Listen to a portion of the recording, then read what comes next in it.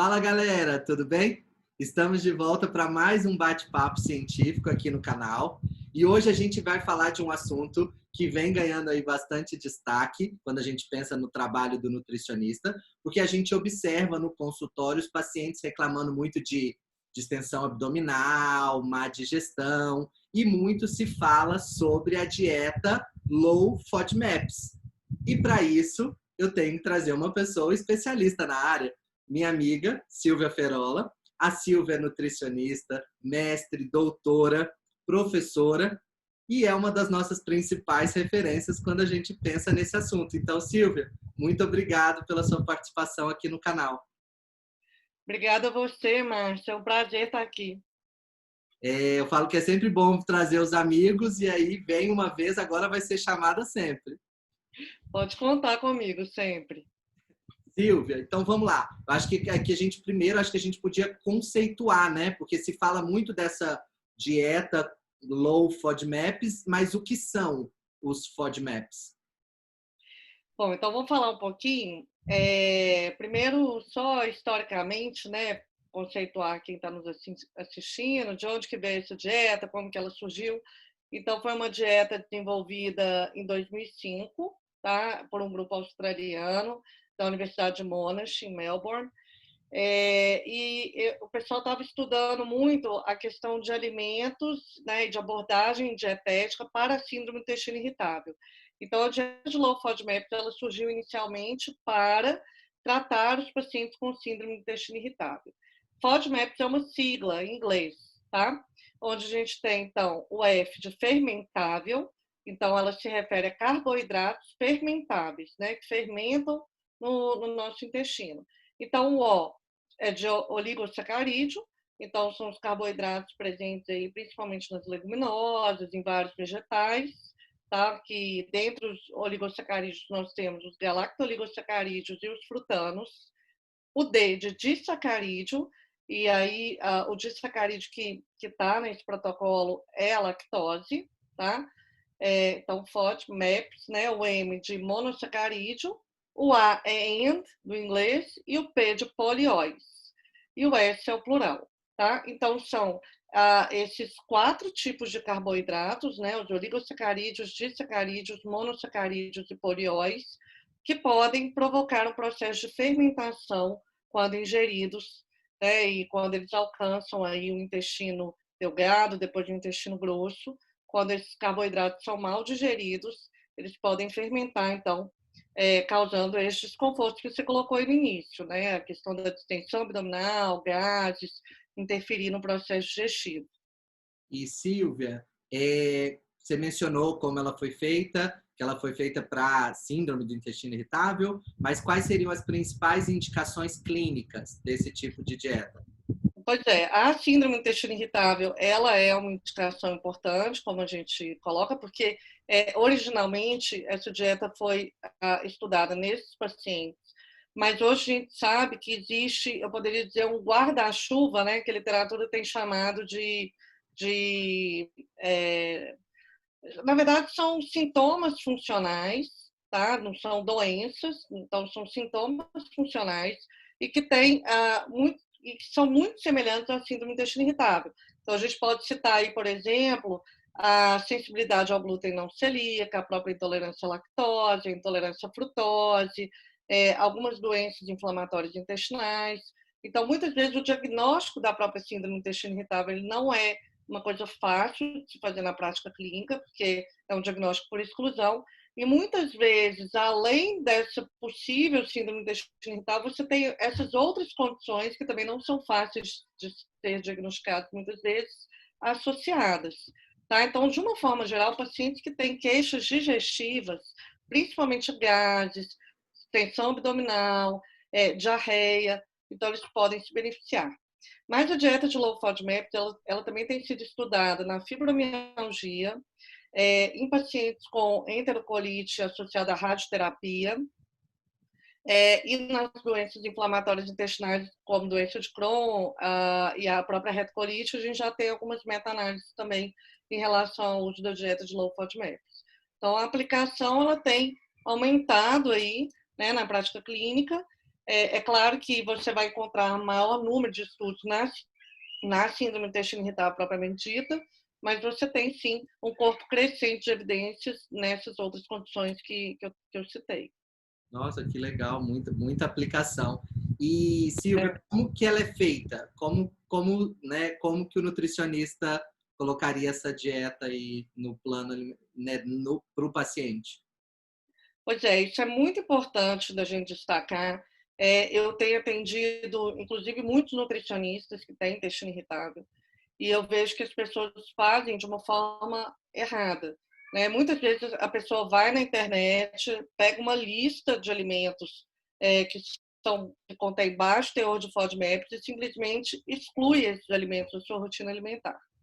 E, na verdade, para você realmente fazer o protocolo da forma como ele é sugerido, né, pelos pesquisadores que desenvolveram essa dieta lá atrás, nós sabemos que é importante a dieta ser feita em 3 etapas, tá?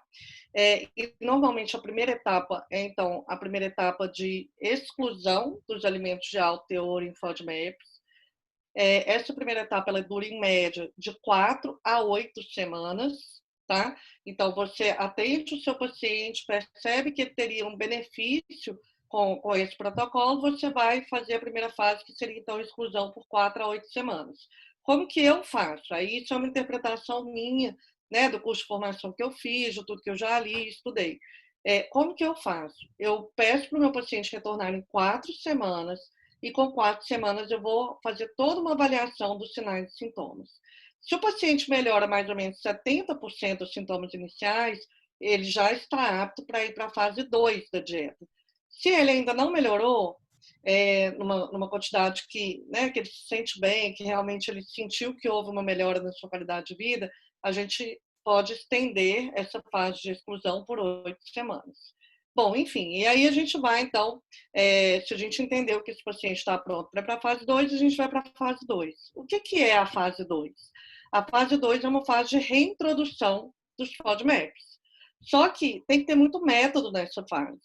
Por quê? Porque senão você não consegue identificar qual é o subtipo de FODMAP que realmente traz um sintoma para o paciente, que é realmente um gatilho para aquele sintoma.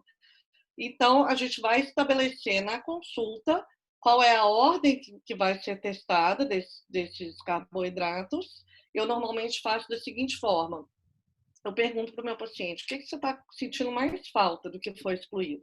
Aí ele vai me responder, como um bom brasileiro, do alho, do feijão, do pão e do leite. Normalmente são esses.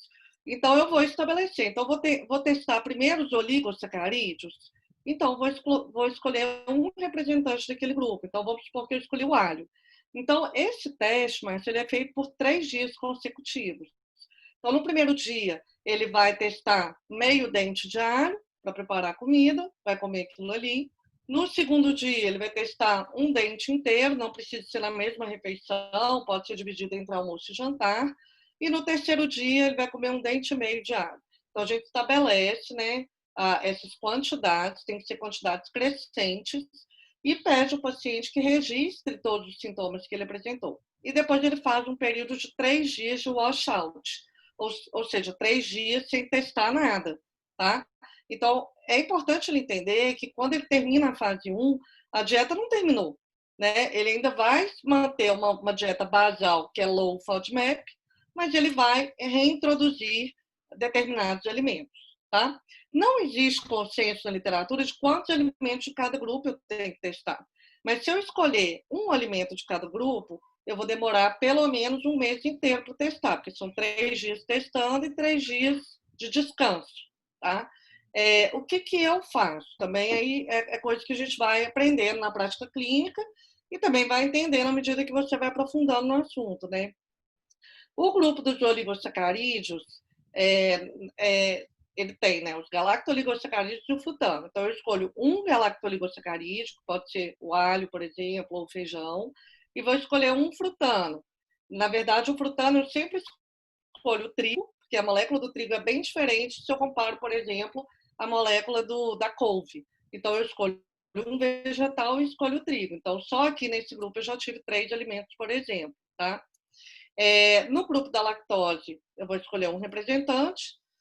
No grupo da frutose, eu escolho um representante. Normalmente, a manga ou o mel são os meus preferidos, pelo alto teor de frutose. E no grupo dos polióis, a gente também tem o sorbitol, que ele é predominante nas frutas, então eu posso testar a maçã, a pera, são ótimos representantes. Aliás, a pera é o que tem maior teor de sorbitol, e eu escolho um que tem um teor de manitol, pode ser a couve-flor, por exemplo, ou o cogumelo. Então, eu falei, se eu não me engano, aí 6 ou 7 alimentos. Então, são 7 vezes 6, porque eu tenho 3 dias testando, mais 3 dias descansando. Então, às vezes, eu vou ficar com esse paciente testando por 6 semanas. Então, é um protocolo longo, tá?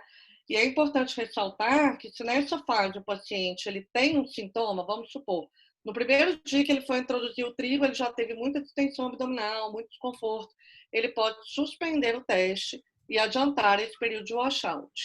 O contrário também é verdadeiro. Vamos supor que ele foi até o fim, foi até o terceiro dia testando, mas no período de washout ele está se sentindo muito mal ainda.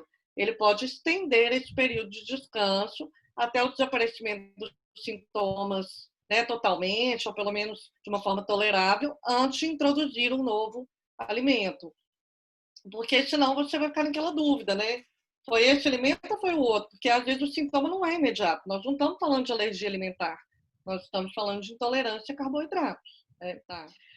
E na terceira fase, então, o paciente retorna à consulta, ele traz os registros de como foi a introdução, se houve ou não sintomas, e a partir dessa análise do registro, né, e do relato do paciente, a gente vai, então, retornar a dieta daquele paciente, aqueles grupos de FODMAPs que ele tolerou, e manter excluídos, né, de repente, só aquele que ele não tolerou mesmo, né, que ele teve um sintoma muito importante, tá? Por quê? Porque a gente não quer que o paciente ele fique com uma dieta limitada a vida toda, né? A gente quer que realmente ele tenha uma variedade alimentar, mas que ele possa, ao mesmo tempo, manter os seus sintomas sob controle. Nossa, eu falo que a gente vê o pessoal faz muito errado, né? É igual você falou mesmo, é só a listinha e acha. E quando nem orienta, né? Só passa para o paciente assim, você tem que tirar tudo. Já vi profissional fazendo isso. Tira todos esses você não come. E é todo um protocolo a ser seguido, né?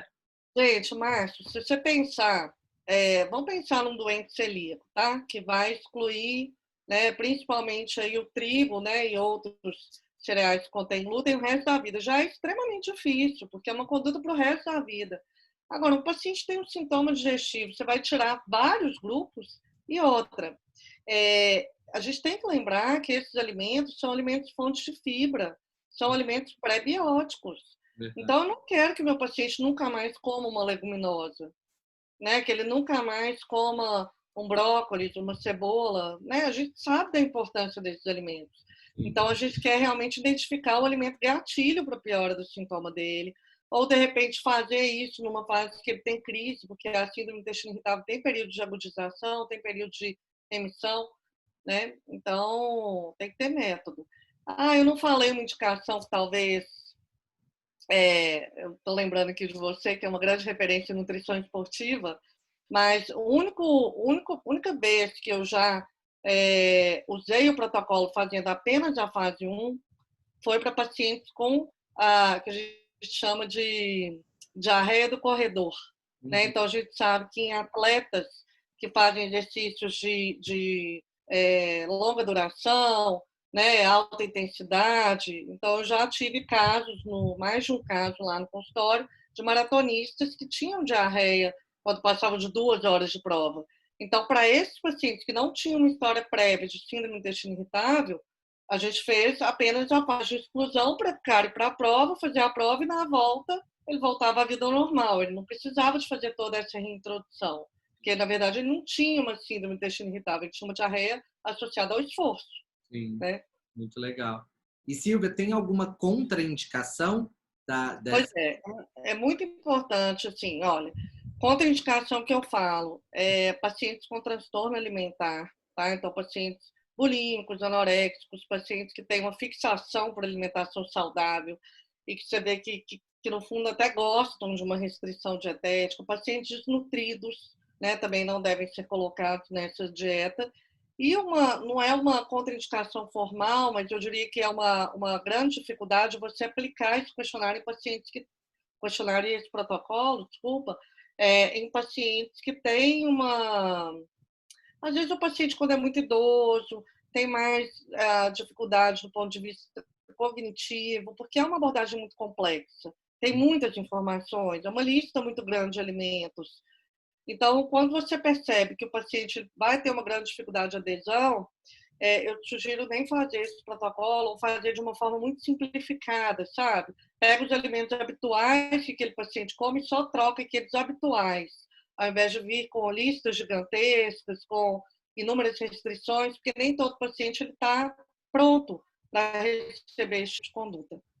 Verdade. Silvia, muito obrigado. Tenho certeza que todo mundo adorou. Eu falo que é 15 minutinhos que a gente fica, parece pouco, mas olha o tanto de informação que você trouxe para a gente em 15 minutos. Então, queria muito agradecer sua participação aqui no canal. É sempre um prazer ter referências aí na área aqui com a gente. Obrigada, agradeço o convite e estou à disposição. Pessoal, ó, segue a Silvia lá no Instagram, que ela também posta muita coisa. Então acompanha lá, que sempre tem conteúdos na área de nutrição. Quem está assistindo esse vídeo pelo YouTube, lembra de se inscrever no canal, ativar o sininho para as notificações. Quem está vendo pelo Instagram, compartilha esse GTV aí nos seus stories, marca os amigos e a gente se vê aí no próximo vídeo. Até mais, pessoal. Tchau, Silvia. Beijo, tchau, tchau.